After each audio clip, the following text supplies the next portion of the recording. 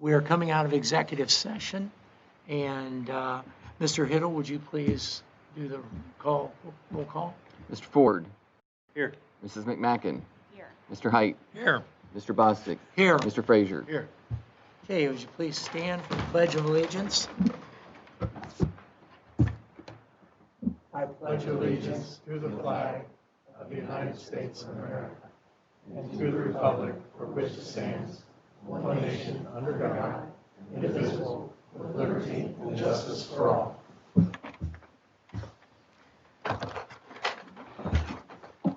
Okay. As I stated, we came out of executive session. So first order would be approval of the agenda. And did everybody get a chance to look that over? Okay. So moved. Second. All right. Mr. Hill? Let me call roll. Aye, please. Mr. Frazier. Mr. Ford. Aye. Mrs. McMacken. Mr. Bostic. Aye. Mr. Height. Aye. Okay, motion carries.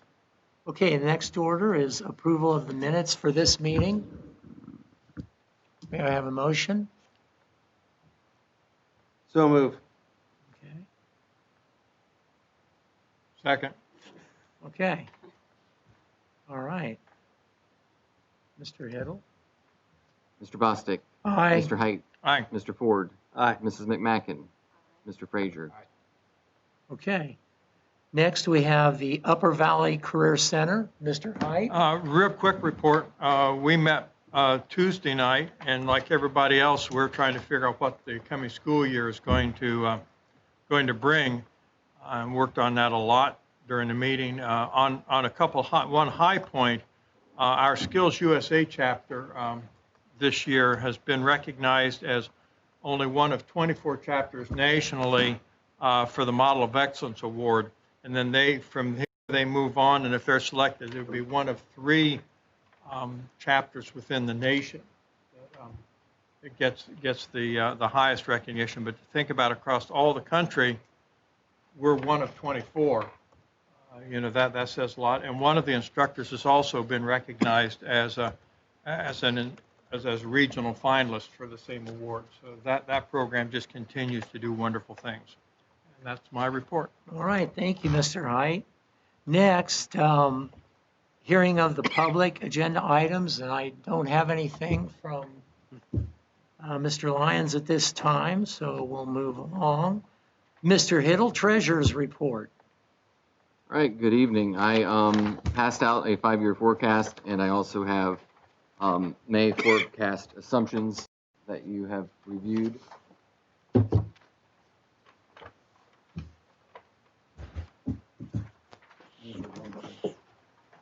I got it.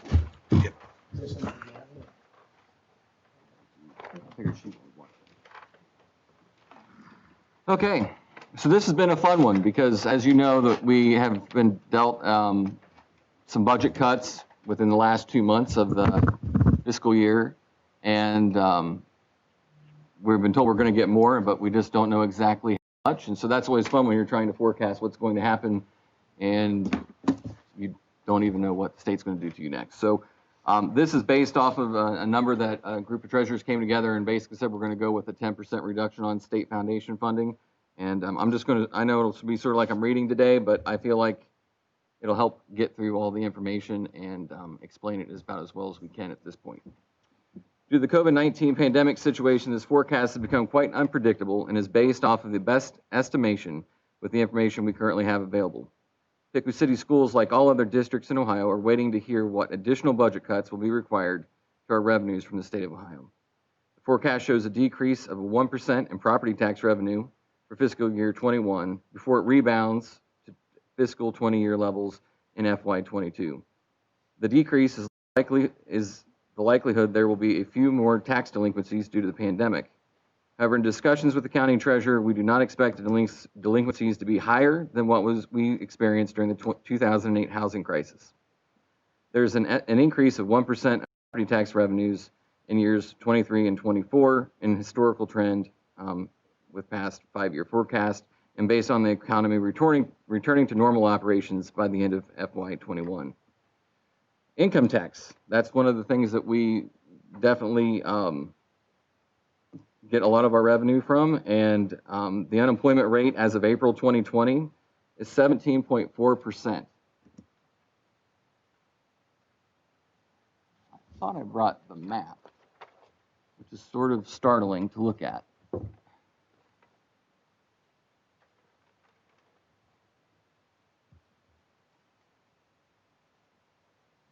I might have left it on my desk. Anyways, the amount of unemployment in Ohio has not been seen like this since the Great Depression. In the map, we were on that trend where everything was looking good. Everything was green. People's unemployment rates were 3%, which is basically at full capacity. And now it's blown away, mind-boggling, the way that looks. So at 17.4%, and many estimations nearing 20%, the highest since the Great Depression, taking into account the current unemployment rate and the loss of income tax revenue of estimates from the first quarter of the year, a 5% reduction in income tax was used for this forecast. However, that's assuming that our unemployment rate returns to a more normal level by the end of 2020. Again, none of us know for sure if that's going to happen.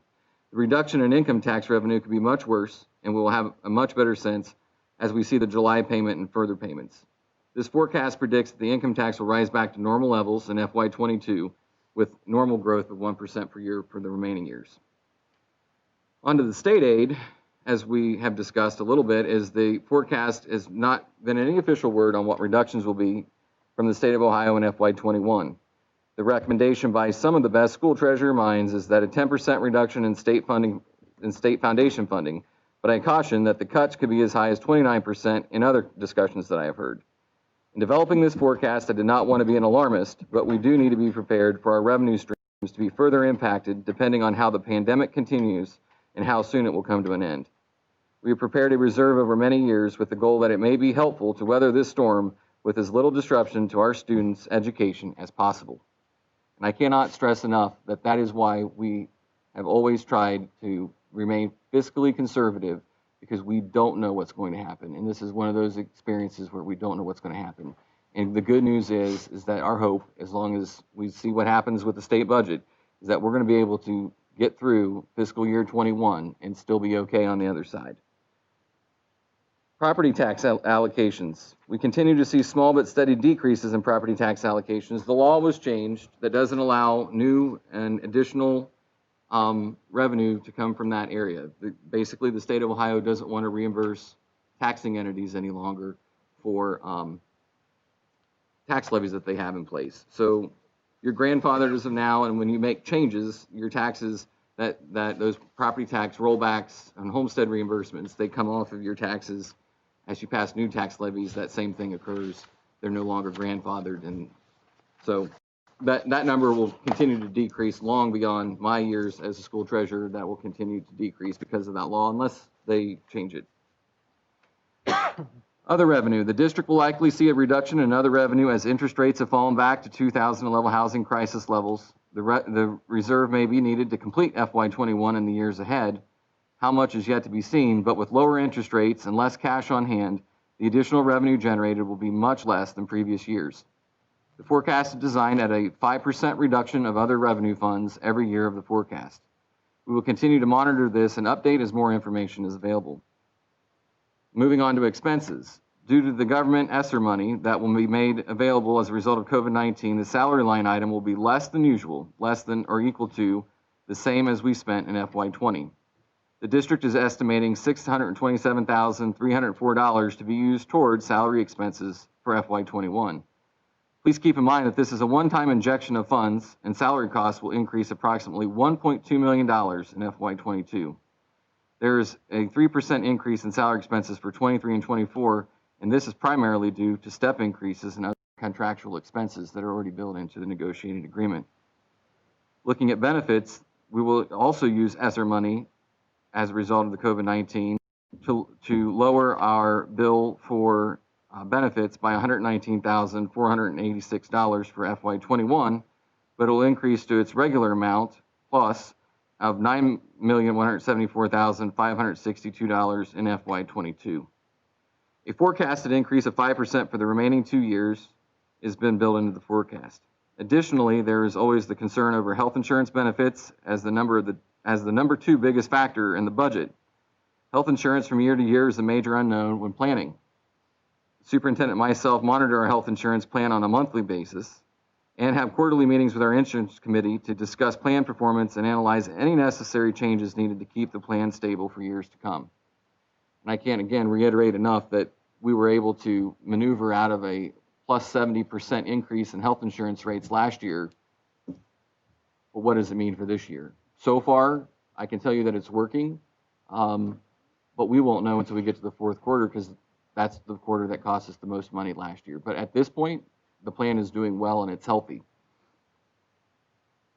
Purchase services, the next line item. District administration has made some difficult decisions in an effort to reduce costs in an area of purchase services for FY21. We will see a reduction in this line items of over $200,000 next year. The reductions are with special services provided from the Miami County ESC, as well as other contractual obligations like copy machines and other service contracts. The forecast increases at a rate of 3% every year after FY21, but this line item will need to be kept an eye on because it is harder to know exactly how much increases we're going to see from our suppliers, and it has been closer to 7% in the past. But we will continue to be proactive and strategic about what we do to try to maintain our purchase services levels so that those do not get out of control, because it is one area that we do have some control over. Supplies in FY21. In FY21, all future years of this forecast, the district is going to hold to a supply budget of $800,000. You'll see in the past, it's bounced around a little bit. It's been more expensive in years and a little bit less in other years, but we're going to try to at least, at a minimum, hold that to $800,000. We'll continue to shop for the most reasonable price goods, limit spending as much as possible without impacting classroom instruction during this budget uncertainty. And in capital outlay, due to the generosity of this community with passing the continuing permanent improvement levy, there will be minimal needs out of the capital improvement account. Typically, we have purchased furniture and other goods lasting for 5 years or longer at the high school and junior high for this line item because they do not have the half a mil built in them like the new buildings do for maintenance and ongoing maintenance. $100,000 has been set aside for anything that arises on an instructional level that may be needed for the year for the forecast year. And those things could include Chromebooks or textbooks and those kind of things that are necessary to continue education or things that we need if we were for some reason to need to have remote school again. Other expenses, the last item of the forecast. The main expense of this items are fees from the Miami County Auditor, State of Ohio, and the banking fees. It also includes property and liability insurance as well as other dues and fees that are paid by the board. We have been able to save over $200,000 annually in property and liability insurance since 2004. And by negotiating a better price with better coverage, we've been able to continue to save taxpayers over $1.4 million. We also monitor closely in any way we can to reduce fees from being charged to the district, but most of these fees are collected and set by the county and state of Ohio. In conclusion, the district does not know the exact reach of the budget reductions from the state of Ohio. An estimation was used for the reduction in local income taxes due to COVID-19. The forecast in its current position is looking at a loss of over $1 million next year. It could be less, it could be more. We have began to implement cost reductions in the budget of nearly $1 million to offset the estimated loss in revenue. Regardless of these reductions, it still may be necessary to operate with a financial deficit in FY21. We will update the Board of Education as more information is available. And unfortunately, as you see in this forecast, every year is in the red because the recommendation was that the state may not be able to rebound as fast as maybe some local economies can. And again, we'll just have to see how that works. We're getting back to levels of funding from the state that we saw in 2008. So, 12 years ago when nobody was, we can't, it's sort of hard to comprehend that we went that far backwards, but we're going, that's where we're going. That's how far back we're going. So I wish I was coming to you with positive information. Usually I come to you saying everything is good and everything's rolling. And this time it's not what any of us wanted to see. But the good news is that we've prepared for this. And I think that you've heard that from us multiple times. I mean, our bond rating shows that we're in a position where we're still safe and we're still able to maintain and not dismantle everything that we've been trying to accomplish. So I'm open to any questions that you guys have, but that's my report for the 5-year forecast. I should also mention that we have saved nearly $500,000 just because that we were closed for the months that we were closed. And so that really does offset the initial cut of money that we received from the state of Ohio. It's fairly close, similar in size. And so the CARES Act money we are putting completely towards our FY21 expenses. So it is, I mean, I'm happy that we at least have something to help us try not to impact us too bad for FY21, but it's still not good. Okay. Any questions? No, not a question, but I want to reiterate, a lot of times people wonder, why do we carry a carryover? And this year is a good example of why we have a carryover, because the state has a rainy day fund. This is, unfortunately, it might be a tsunami fund this year. So. Yep. Okay. Treasurer's agenda. Sure.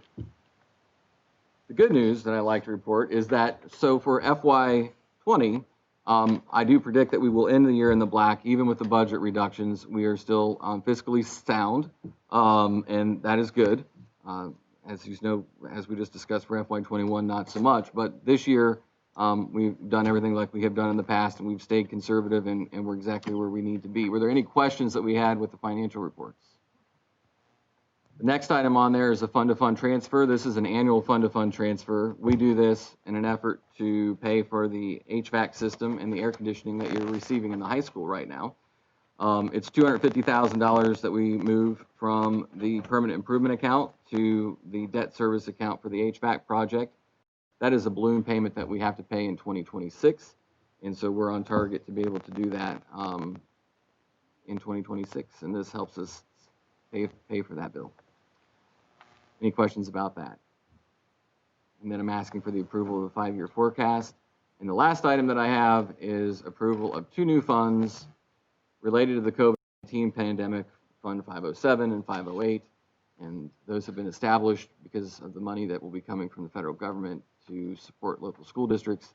And so we have to have board action to open those new fund accounts. Any questions? None. The treasurer's agenda vote. Move approval. Okay. Second. All right, thank you. Mr. Hiddle, if you would read the roll. Mrs. McMacken. Aye. Mr. Height. Aye. Mr. Bostic. Aye. Mr. Ford. Aye. Mr. Frazier. Aye. Okay, motion passes.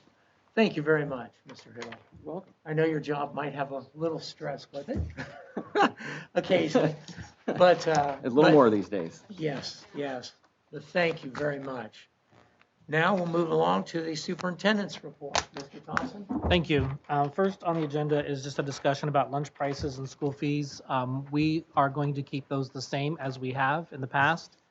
I can't tell you how many years now we've gone without changing our food prices. Our food director, Jen Garland, does an amazing job, I think, of taking care of her funds and providing, I think, good, nutritious lunches. They've done amazing work over this last quarter of providing food, not only for our students, but for any child that lives in the community. So it's a real pleasure to be able to say that there's no change in our lunches. And I did not look up this year, but last year and the year before I did, we continue to be the lowest in this area and for like school districts. Same thing for our schools, school fees, I should say. K through 8 will be $20, and then 9 through 12 will be $26. And again, those are among the lowest that I'm aware of. So we do work very hard to try to keep those where parents can afford them and still provide good services and good fees and resources for our students. Still only asking for 3 things next year. We need students to have a book bag, proper fitting earbuds with a 3.5 millimeter jack for computers, and that is so that they can have their own set and not share those resources, passing germs around.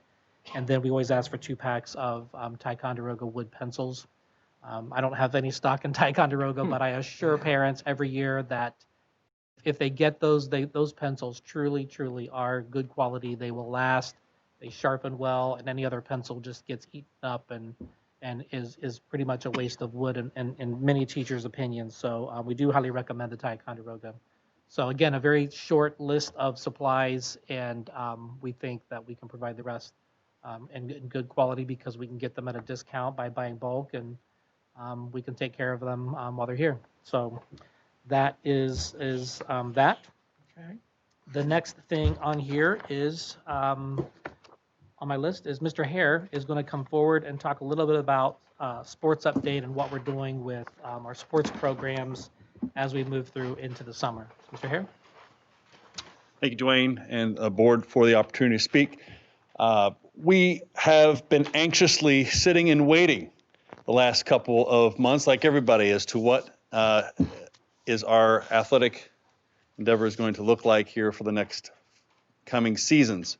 We got good news from the governor last week and the Ohio High School Athletic Association that they are going to allow all of our kids at least out to start conditioning. And there are 3 phases to that. Before I get to that, I really was coming to working, though, for our governor with our health department in our county. So Tony and I worked closely together, also worked with our MVL athletic directors to kind of put together a plan that was similar for everybody. From our perspective, we were as concerned about competition as we were concerned about getting kids out, engaged, and getting them back out with their peers and their coaches. We have had, and I'll talk about the turnout here in a little bit, but before we did all those things, we wanted to make sure that there were a couple things are priority. Number one, the safety of our students, the safety of our staff and coaches, and making sure that we were doing things appropriately, not just by what the state guidelines were, but moreover probably to what the county guidelines were. We put together those plans, we forwarded them to the county, they gave us the green light, and then it was try to get everything ready to go for this past Tuesday. And this past Tuesday was our first day for fall, winter, and spring sports. I would tell you that 75% of all of our fall, winter, and spring sports have been active and have had great turnouts. Just to kind of give you some ideas and some of those numbers, cross country was out the other day. We had just about 50 of them. Baseball and softball, just about 25. Football had their large number because just by the nature of their length of the roster, most of those, if not all of those student athletes were involved there. Basketball has been involved. So we had wrestling. It's really been good to see the kids, and they're excited to be here. I don't know, they're excited to run and to do all those things, but they are certainly excited to be out and about. So in our 3 phases right now, we're in phase 1, which is basically a conditioning piece. We'll run into phase 2, which will be more conditioning and skill work with their particular sport. And then phase 3 is a contact piece. So we really don't know exactly, and each sport has their own rules and policies for that. But I think the most important thing right now is our kids are out, they're moving, and they're engaged with their peers and their coaches. We don't really know what fall sports are going to look like. We are working very closely with the Ohio High School Athletic Association and certainly our conference. And we meet weekly with our conference to get those updates. And we are certainly looking forward and very optimistic for what's ahead. But for nothing else, it's just good to have kids out, and it's good to see them again. Any questions? Yeah, how are you handling scheduling if a kid is a baseball player and a football player? Are they working together to schedule one in the morning, one in the afternoon, or? That's a good question. We have multi-sport athletes. Most of our kids are multi-sport. Let me just use one example. Reagan Toops, she is a 3-sport athlete. She plays volleyball, basketball, and softball. Their basketball and softball schedules happen to be coinciding they're offing by an hour. So She went to softball for the first night and then came to basketball the second night. There was another girl, Kenzie Anderson, who went to half of softball and half the basketball. So we are working through those schedules. Steve, it's a good point that you bring up. Some of those now, as we get into phase 2, we're going to start working in the weight room. So we're working now with putting all of our female athletes in a weight training program that they all can, get to the weight room if they choose to, but also get to their skilled piece.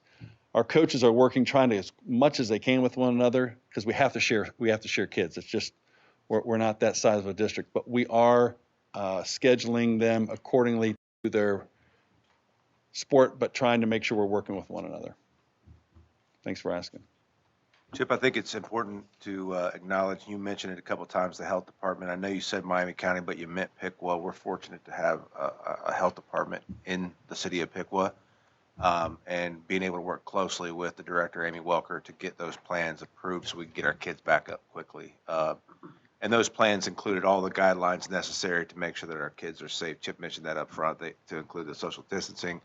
Every kid gets checked for temp as well as protocol questioning. And the coaches have done a really good job about following that process and keeping those kids apart. So, And all of our coaches are masked up. Kids do not have to be masked during these. It would be hard, as you can imagine, trying to run, particularly in this heat with masks. So kids are not masked, but coaches are. As Tony said, we are documenting and taking temperatures and of each student, at least through phase 1. Health department said we'll review that again at phase 2 and see what that next piece will look like.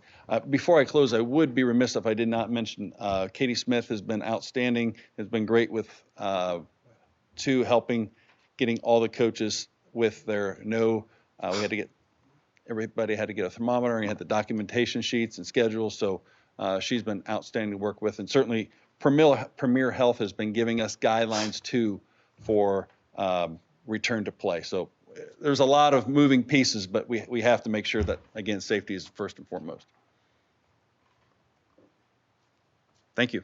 Thank you, Chip. I give Chip a lot of credit for dealing with all the different entities. Like he said, you've got OHSAA, you've got MVL, you've got health departments and other teams, and they're calling each other a lot. He's getting a lot of information. They're sharing. He's working very well with the other ADs, and I've been able to go out and see a couple practices, and coaches are doing a great job of keeping kids apart, but getting some really good conditioning in. So I feel really good the kids are actually moving, and hearing the coaches talk to the kids again was so great because kids need that, and they're getting some good conversations already starting with their students and athletes. So glad to have that going. Thank you, Chip.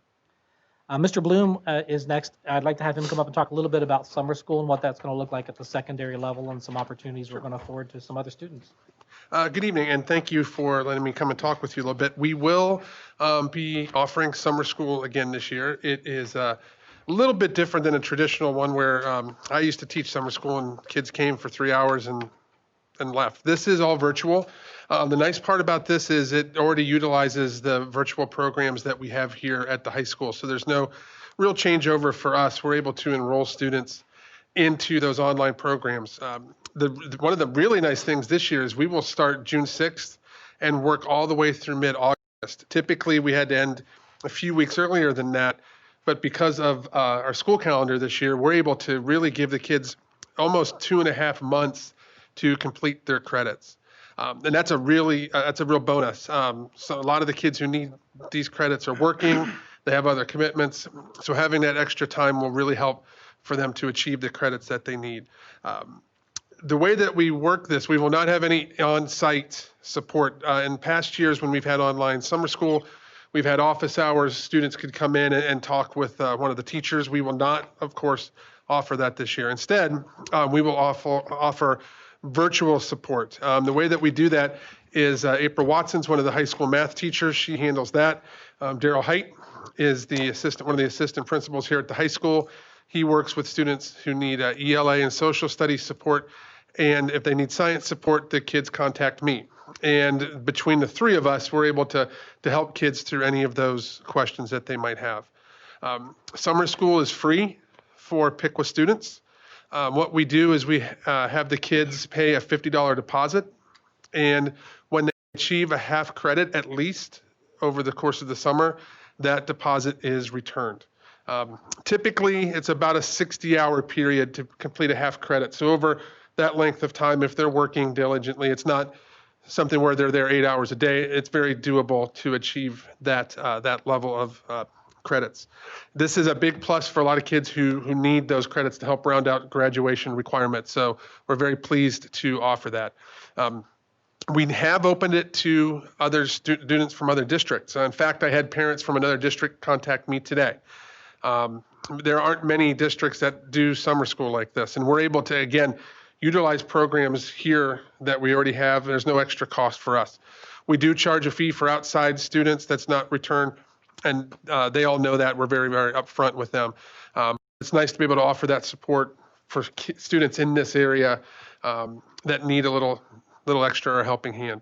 So real pleased to be able to run it this year, and we will start next week. I think we had between 26 and 30 students already interested. So they will begin next week. Thank you. Thanks, Mr. Bloom.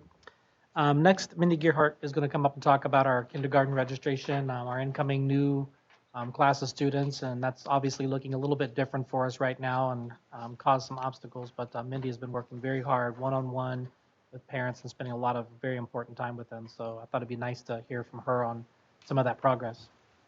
Well, obviously, in April, we had to cancel our registration events that were scheduled for both Spring Creek and Washington. However, that's kind of a blessing in disguise because before that started, we had a lot of parents already communicate with those buildings about setting up dates for that. And building secretaries at that time gathered their information as well. So back in May, when we rebooted our kindergarten registration event, we were able to mail home all the information to those parents so that they had step-by-step directions on what to do. And that information has also been put out on our district website as well. So starting in May, we began our kindergarten registration. It's what I call a curbside service. So they complete their OneView application form.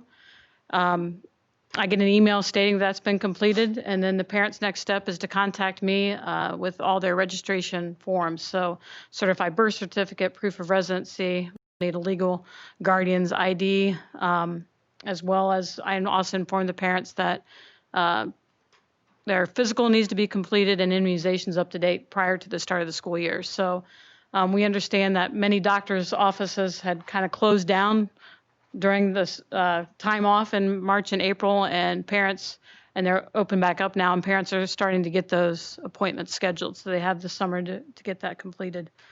So parents come see me. I meet them at the curb with my mask on and gloves on and everything else, gather all their documents, make those copies, double check everything with the OneView form, have a conversation with them at their car. It takes about 15 minutes, and they're on their way. So it's been very it's been a slow process, but it's getting done. So that's the good news. So if you kind of look at 1:30 today, here are our numbers. So at Spring Creek, at least 77 parents had communicated already with the district. So I have their information.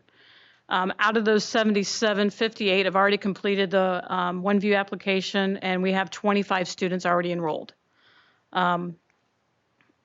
If you look at Washington, we have 95 parents that have communicated with the district. 70 have completed a OneView application, and out of those 70, 26 are enrolled. So if you compare classes sizes for each grade level, we're about 48 short at Spring Creek and about 30 short at Washington. And really, when you look at the big picture, that's about where we are at this time of the year anyway. So we're not doing all that bad. That's how I kind of look at it. So if parents need that information, they can go to the district website at www.piqua.org. There's a kindergarten registration news feed there that they can click on and get that information. They can contact me at the board office at 937-773-4321. Ask for Mindy Gearhart, and I'll take your phone calls, or I'll listen to your voicemail and get back with you as quickly as possible. I've had quite a few reach out to me by email as well, so it's been kind of fun getting to see people again. So it's good to see all of you as well. Anybody have any questions? I do know the screening, we're hoping to have that in August. So I've been letting parents know that as well, that buildings will be communicating that out once that's set. Don't they do anything with the dental clinic for that?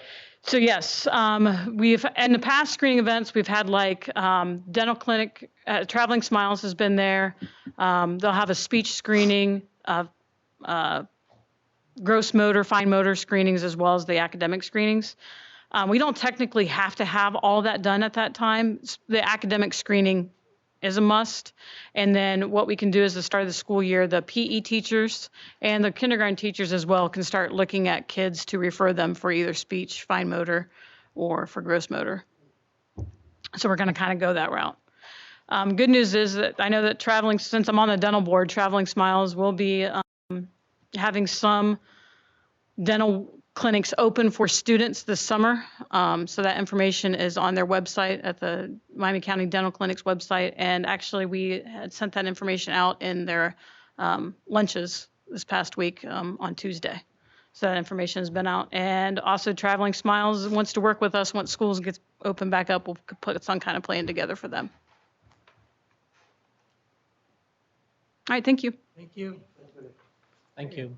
So if there's anybody out there listening that knows of any kid that's going to be 5 by the age of 5 by August 1st, they're welcome to call any of the schools, the board office. We'll get them in touch with Ms. Gerhardt and we'll get them signed up and get them registered. The state was in the process of transitioning over to a new teacher evaluation when all of this hit, and they had some professional development set and all kinds of things, and then everybody got stuck. So we worked through some things. Tony works with that committee, and I'm going to let him give you an update in terms of where we are and what Piqua was going to do to move forward with that. And this will be on the superintendent's agenda. I think I mentioned very early on that we're going to stick with OTES 1.0, which is the current system. Very recently, we discovered some concerning areas about whether or not we would have access to the appropriate student data pieces that we would need for OTES 1.0. So in that system, 50% of the teacher's evaluation is a data point. Without having value added, because we didn't have the testing for this year, we're going to have trouble getting that along with some other data points as well. So with that information, Mr. Bloom and I met with the evaluation committee, which is comprised of us, administrators, as well as teachers. And we got together virtually and presented what we had and shared with them, what are your thoughts? Should we move forward with 2.0? I will also say that when the last time that we talked about teacher evaluation, we had no idea about training. Now there's training for administrators virtually over the summer. In fact, several of us are going next week. Well, we're not going anywhere, but we're having the training. And so with that, we felt like having the summer to be able to get our teachers up to speed on the new system would work. So we presented all that to the teachers. They were 100% on board from that committee to move forward. We talked with our principals at the building level. Once again, after having presented everything that we're faced with, they were on board. And so at this point, we're comfortable moving forward with OTES 2.0, if you will, which is the new teacher evaluation system. We would have had to move anyway. So at this point, it just made more sense to do it now. Any questions for Tony? All right. Just a quick update on the construction that's happening at the high school. Again, that's part of the permanent improvement levy Jeremy referenced in his 5-year forecast. We kind of have a 5-year plan rolled out on that. And last year, again, we did the 500 wing, but now we're into the commons area, some of the locker rooms, the music suite, the office area. Pretty much most of the demo has been done and things have been removed. They're getting ready to start, installing some things. So it's getting exciting to see how this is all going to come together.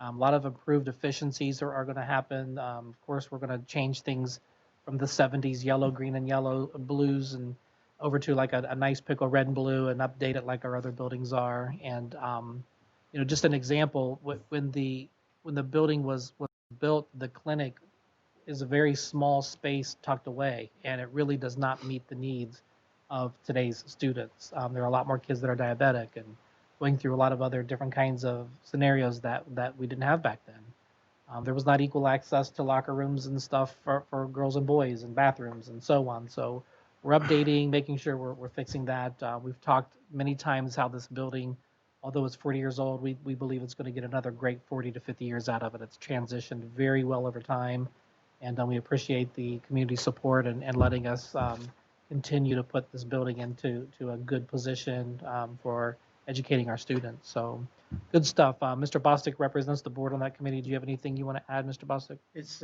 every Thursday we have a meeting, and it's very informative. They're doing a good job. And in some things, they're a little ahead of schedule. A couple of things have been pushed back, but because they were able to get an early start, it looks like hopefully we'll be okay with everything at the supposed start of school. So I think we'll be all right. They're doing a great job, and they're very helpful, and you know, it's going well.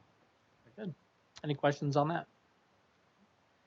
Graduation, as you know, we've been working on getting diplomas to students. They had 3 options to choose from. All in all, we're going to be mailing 66 diplomas to students that elected that option. We had about 42 that chose the photo opportunity at the stadium, and that has been completed at that event. We had the stage set up, decorated just like it would be for graduations, and a parent, or in some cases a grandparent, got to present the diploma to the student, and then we allowed for all kinds of photo ops. So students took advantage of that. And then we still have 127 students that are in line for an in-person ceremony that we still have scheduled on July 3rd. Again, we worked with the health department, got all that approved. We've got an extensive plan put in place to make sure we're keeping everybody safe. So as long as things don't change, then we should be really good to go. And those students will get the ceremony that they've eagerly been waiting for. So hopefully, knock on wood, weather will cooperate and everything else. So there's just been a lot of ifs that surround this, but hopefully we can get to this moment and have a good graduation. We have 14 students we can't find, so we don't know what to do with them yet. They literally have disappeared on us. Seniors, they've moved or done something, and we just can't find those. And 13 students that are still working on credits right now. They have a few things they have to shore up. Some might be in the summer school program that Mr. Bloom talked about. So we're going to work really hard to get those students back on track as well. Just a reminder to the public that our offices are open. We do have staff there during normal business hours. They can call us at any time, and we'll be happy to help. And then just a real quick note about school planning for next year. You know, the Ohio Department of Education has made a statement that the districts can create a plan and put that out. And whereas there's some truth to that, there's also, as I gave to each of you, 11-page document kind of painting us into a box right now. So there's a lot of things for us to work through. We've got that. We've got CDC recommendations, continued things coming from the governor's office. Tony mentioned that our local health department has been working with us. They've been fantastic. I mean, I cannot say enough good things about Amy Wilker and the things that she's afforded. So what are we trying to do right now? We know if we put a plan together exactly right now and put it out there, it's going to change so much by the time we come back to school in September. So we're trying to be very intentional with what we communicate. We know we've got one time to get that information out really well, and we still have a lot of work to go through as well. Jeremy mentioned the uncertainty of budgets.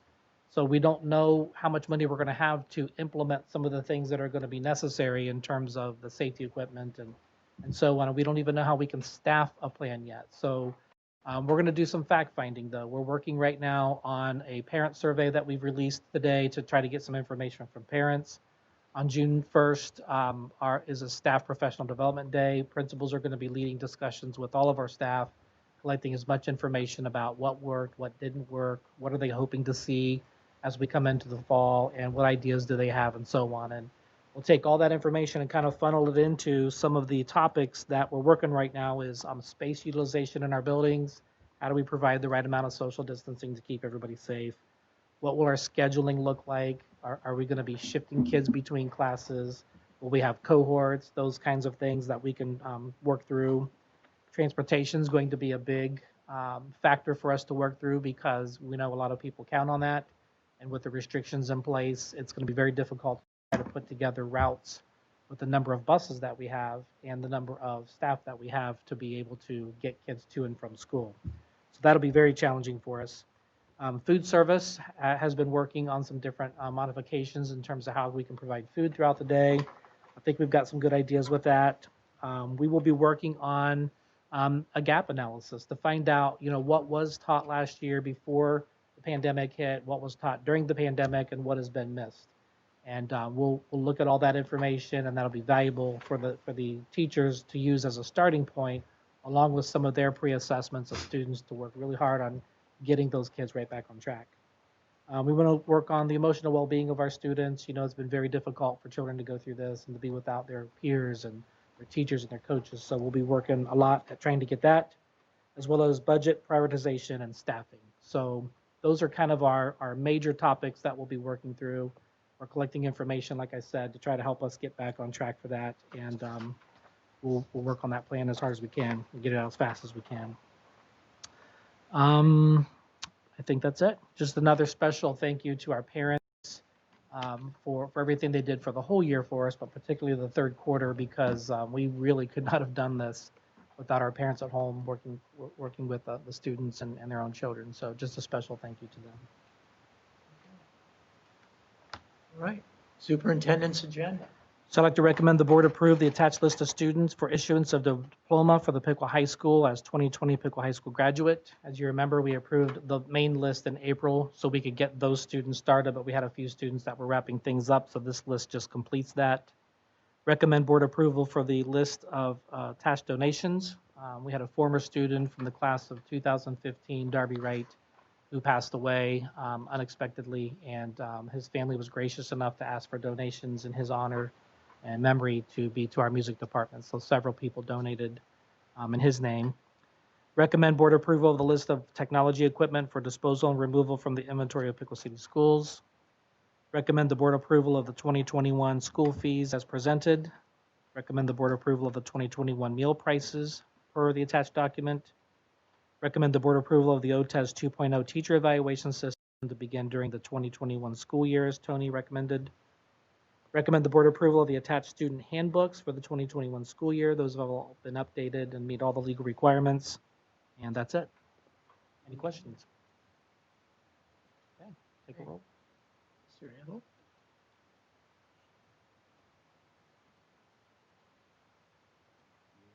So move. Second.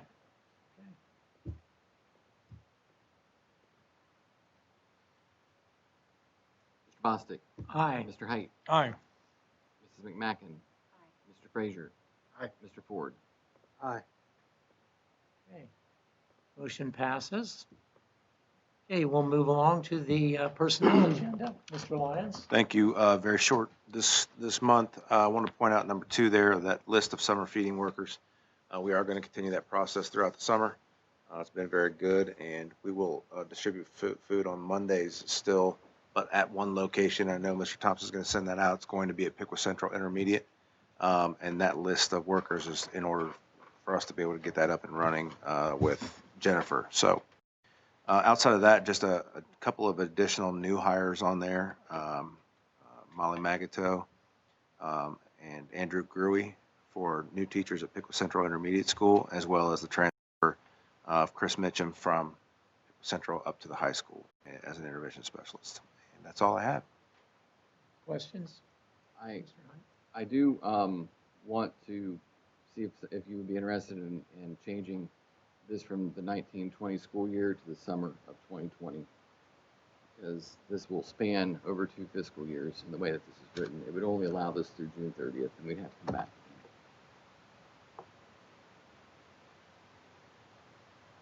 This is the 1920 school year. Mm-hmm. Oh, for the feeding schedule. Correct. So if you can help me change that, I would appreciate it, because I caught it when I read it. It's like, oop, that one. So you need a motion to amend that? Yes, please. A motion to amend that to include the 2021 school year. I'll second that.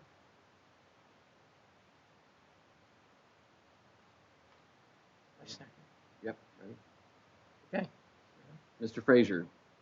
Aye. Mrs. McMacken. Aye. Mr. Ford. Aye. Mr. Bostic. Aye. Mr. Height. Aye. Is that summer feeding something new?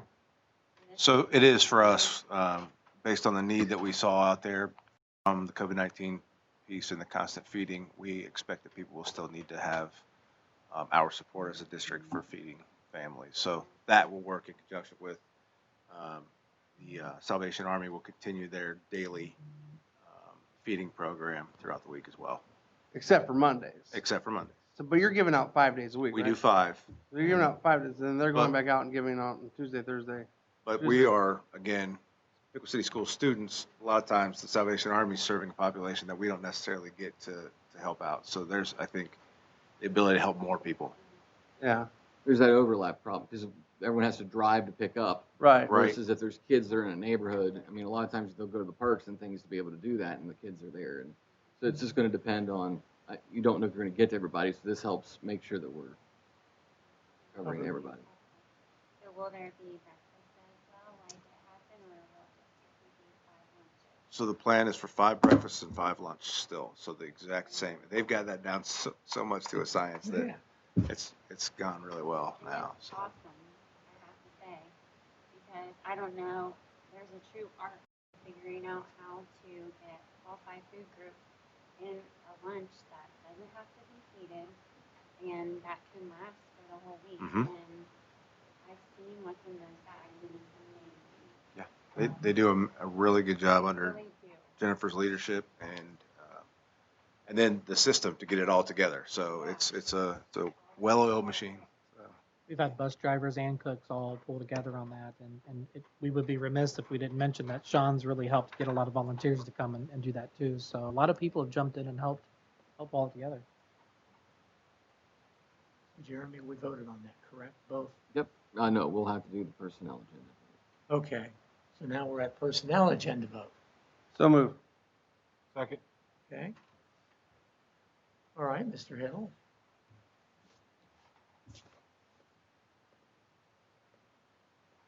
Mr. Height, Yes, Mr. or Craig. aye. Mr. Frazier, Mr. Bostic, Aye. Mr. Ford, Aye. Mrs. McMacken. Okay. Motion passes. I have nothing on old business. And moving along, new business, we do have recommend board approval of the 5-year copy machine contract with Woodhull. We went out for bid. We received, was it 5 or 6 bids, Eric? Do you remember how many? 5, 4? All right, so we received 4 bids. Good news is that we were able to save money. The company that we have already been using actually cut their price in half for what they're charging us per click rates, which will save the district almost $16,700 in that process, as well as we're able to work out some things with our copy machines where we will not be paying any more for our copy machines by the time it's said and done, when you take out the fax cards and the line that we use for the fax machine. And we've got some new software that'll email out faxes, and so we're making some changes, but they should be good. So without spending more money, we've spent less money. And if we have to adjust certain things, like go back to digital, that click rate will just, that's good. So it's not like a rate for the whole year. Well, the rate has been cut in half for the Yeah. entire 5 years of the contract. So, Good. Awesome. That's for the whole district, correct. Yeah.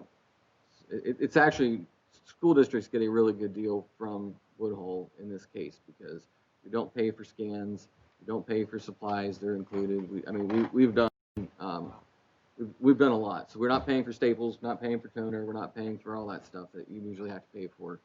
And we actually do get a really fair deal from them. Okay. Good. Okay, well, motion please to,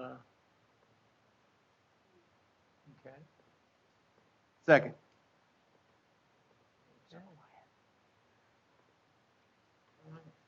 Mr. Height, Aye. Mr. Ford, Aye. Mrs. McMacken, Mr. Frazier, Aye. Mr. Bostic. Aye. Now did it. Yep. Okay, motion passes. Okay. Hearing of the public non-agenda items. We have nobody, no words. So moving along, our next regular meeting is Wednesday, June 25th at 6 p.m. And as it stands now, it's at the Board of Education. Now, we came in from executive session. We're going to go ahead and move back over to executive session, and we will take no action when we come out of executive session. So need motions to move the process. Motion to go into executive session. Okay. All right, so we will start executive session. Thank you. Mr. Ford. Aye.